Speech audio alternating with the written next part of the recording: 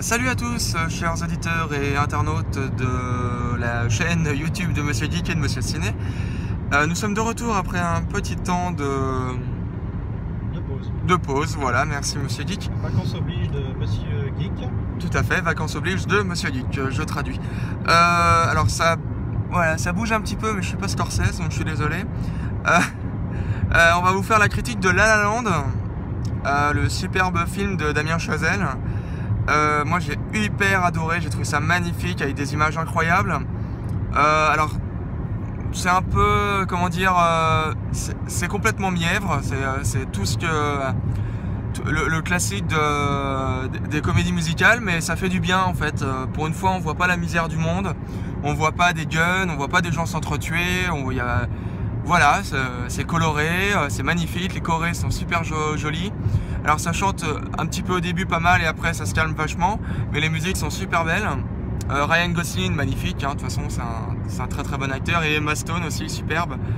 Tous les deux ils vont vachement bien ensemble. Donc voilà, je vous le conseille vraiment, emmenez tout le monde, même les enfants, tout le monde, vous allez voir, c'est vraiment c'est une bulle d'air qui fait du bien au moral. Et puis voilà, bah, à voir, à revoir. Alors, petite parenthèse, je vous le conseille. Bon, les puristes vous diront que de toute façon il faut tous les voir comme ça, mais je vous le conseille vraiment en VO. Parce que la VF est vraiment à chier. Et pour le coup, voilà, vraiment allez le voir en VO si vous pouvez.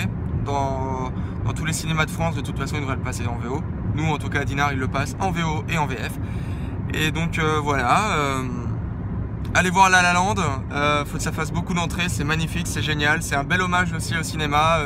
Vous avez des hommages au film de Jacques Demy, à West Side Story, à Grease, enfin, vous avez des hommages vraiment du cinéma et c'est vraiment splendide, magnifique, à voir et à revoir. Merci à tous et gros bisous. Rebonjour à tous, chers auditeurs et auditrices de Monsieur Geek et de Monsieur Ciné. Nous sommes là pour vous faire des critiques de films et on va vous faire un sac de billes. L'histoire sur la famille Joffo. C'est ça, hein, c'est Joffo. Ah, je sais pas, je sais pas. Mince, j'ai oublié le nom. Bon, ça doit être Joffo. Ouais. On va la refaire. Rebonjour à tous, chers auditeurs et auditrices de Monsieur Geek et de Monsieur Ciné. Nous sommes là pour vous faire des critiques de films. Et là, nous allons vous parler de Un sac de billes, qui raconte l'histoire d'une famille juive, donc un peu persécutée évidemment, par les Allemands en temps de guerre. Enfin, persécuté. Oh, putain, on va y arriver. Oh, il y a un chat écran. Rebonjour à tous, chers auditeurs et auditrices de Monsieur Geek et de Monsieur Ciné. Nous sommes là pour vous faire des critiques de films. Nous allons vous faire Un sac de billes, l'histoire d'une famille juive pendant la Seconde Guerre mondiale, qui doit s'échapper pour échapper à l'envahisseur. Donc c'est un très très beau film. Voilà, en fait c'est l'histoire d'une famille coiffeurs, et en fait qui vont demander à leurs enfants, donc ils sont deux, à s'échapper et à se retrouver un peu plus loin en France pour échapper à la persécution. Et donc c'est vraiment très beau.